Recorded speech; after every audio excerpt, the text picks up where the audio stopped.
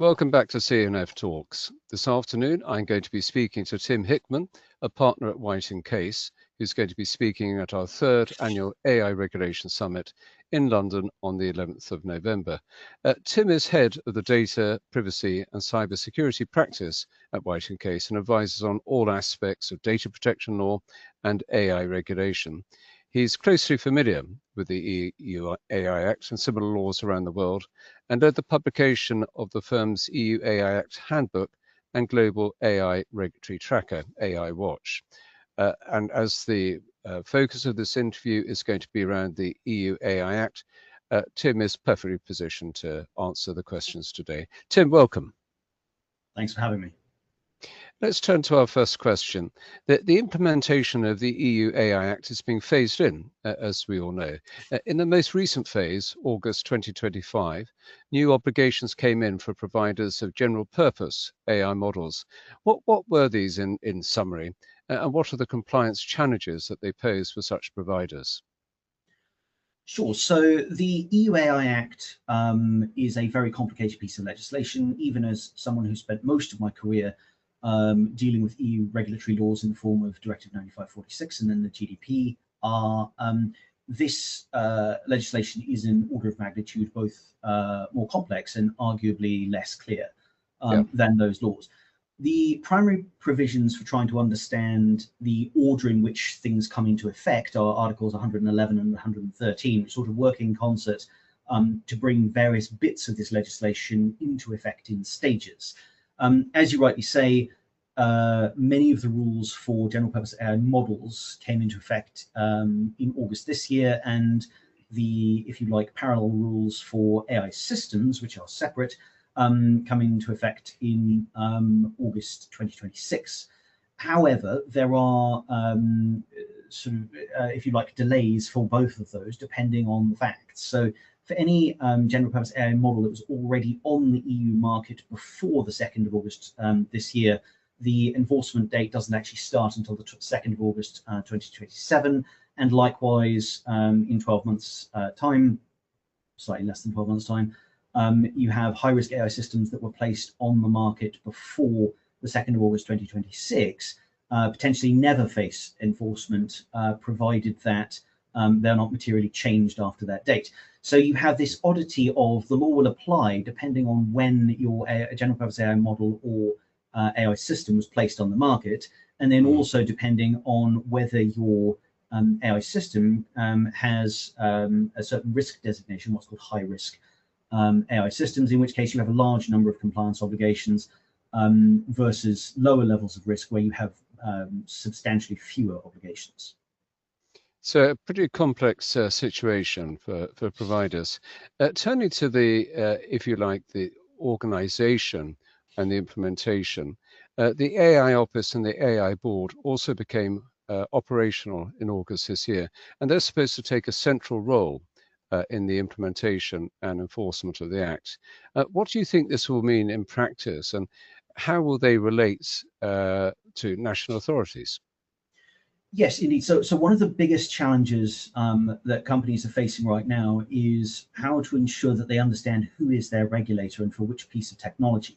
And as you might imagine, that involves a sort of multi-stage analysis of the first thing I have to do is figure out which pieces of my tech stack are regulated AI under this law. And then are those pieces of technology, are they general purpose AI models or are they AI systems? And then from there, I need to work out, are they, if they're AI systems, are they high risk? If they're general purpose AI models, do they have systemic risk? And then from there, I can figure out who is my regulator, because it's only once I've answered all of those questions that I understand whether I am dealing with a national surveillance authority or whether I'm dealing with the AI office as my regulator.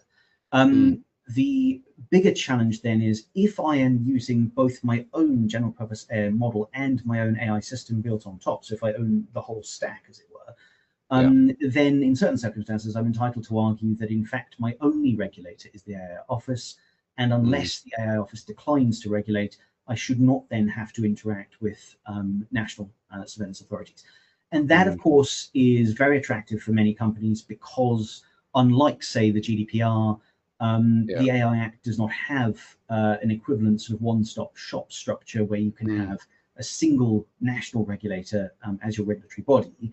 You Mm. instead face effective regulation across all 27 EU member states plus the 3 EEA non-EU states, which means you're potentially facing 30 jurisdictions worth of regulators.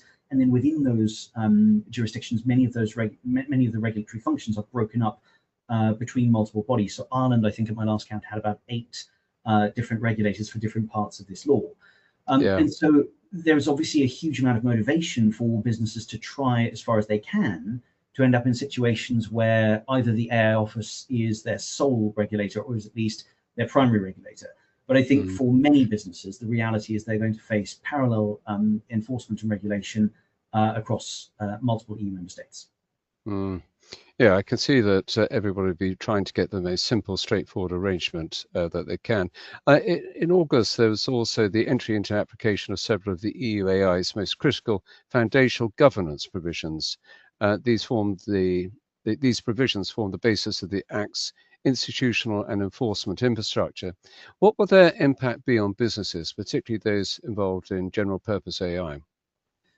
Yeah, so the challenges for general purpose AI models are substantial if you're a provider of one of those models, because there is no bright line test you can apply, although there should be, but in practice there isn't, in Mm. order to figure out whether or not you are caught by the rules I mentioned earlier regarding systemic risk. So, in very simple terms, if you have a general purpose AI model and it has you have to analyze whether or not it has what's called systemic risk. But the Mm. difficulty is that the tests are sort of malleable a little bit. So, for example, one of them is based on the total level of compute power that is used to create the model, but it isn't totally clear whether that includes just the compute power that was used to produce that particular version of the model, or how Mm. far back in time you have to look in terms of it being cumulative, and Mm. whether materially different but foundational past versions of that model are also brought into the equation. So there's a lot of doubt as to exactly how that calculation is going to be done. And then even if you can make a hard argument that I'm not subject to any of the rules on GPAI models with systemic risk, there is another provision that says, well, the European Commission can just decide ex officio. So it is up Mm. to them to just decide that your model has systemic risk, at which point all of the compliance obligations that are set out in Article 55 suddenly apply to you because the Commission has decided that they apply to you. Mm. And while in theory there are sort of some guardrails, in practice it's very, very hard to see how businesses are going to successfully argue against that kind of designation by the Commission. So you have this big challenge for a lot of businesses right now, which is trying to set themselves up in the best position either to take the view that their models are subject to a lower level of regulation, Yeah. or to take the view that the Commission should not be able to designate them and sort of set up their arguments in advance. Mm. Given this complexity, I do wonder, and many other people have said the same thing, whether the EUA Act is not flexible enough to cope with the very rapid development of AI technology. Do you agree with that? I think you can make the case that actually we might want to go the other way and say that the Act has been drafted with so much flexibility that there are portions of it that are not fit for purpose.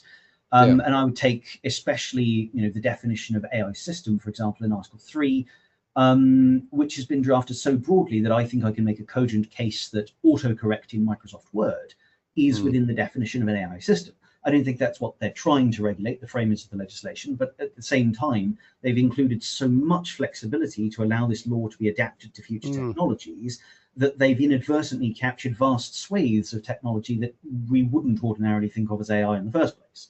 And I Mm. think this is going to be a huge headache for a lot of businesses, because if I'm, an in-house lawyer at a company, I now need to look at all the technologies that the business currently has in place and anything that it's planning to roll out.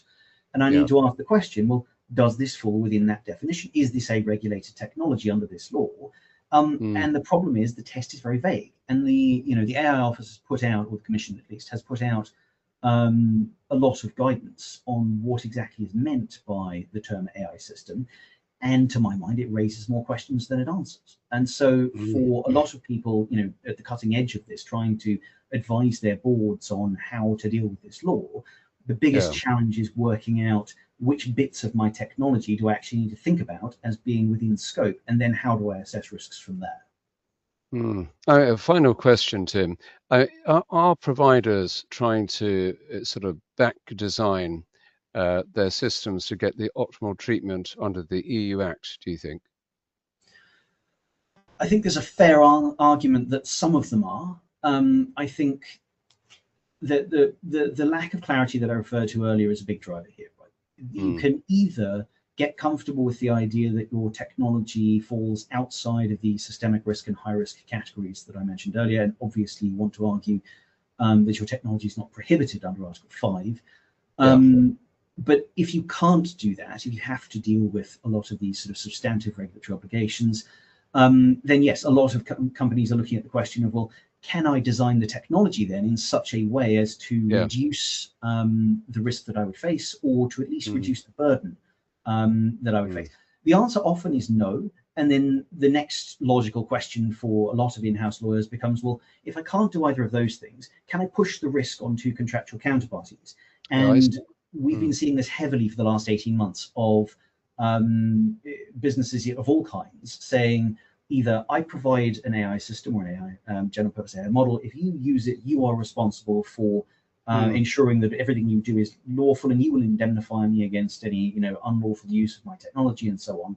And then on the flip side, you have the service recipient saying, no, you indemnify me because you're the one providing the technology and I have no control over it. And you get the sort of back and forth battle of the forms that we see in lots of other areas of contract, but especially here because there is so much doubt as to how this law is going to be enforced and where the liability lies. And therefore businesses are very keen to ensure as far as possible that they've pushed all the risk off them. But of course, one of the big uncertainties here is whether or not those protections are actually worth the paper they're written on. Because if you have, for example, an AI startup providing your service and they agree to indemnify you, obviously the value of that indemnity is limited to essentially the market capitalization of your startup. And if it turns out that your startup has been giving indemnities to everyone, then if that indemnity is eventually called upon, the likelihood is you will be at the back of a very long queue for what might end up being no money at all. So whilst it makes sense that people are pushing for contractual protections, those protections may actually not be effective in practice. Absolutely fascinating. Well, we've run out of time, Tim, but for our viewers, if you'd like to hear more on this very interesting, highly topical subject, do come along to the 3rd Annual AI Regulation Summit in London on the 11th of November. Further information is available at our website, www.cityandfinancial.com. Tim, looking forward to seeing you in about a month's time. Likewise.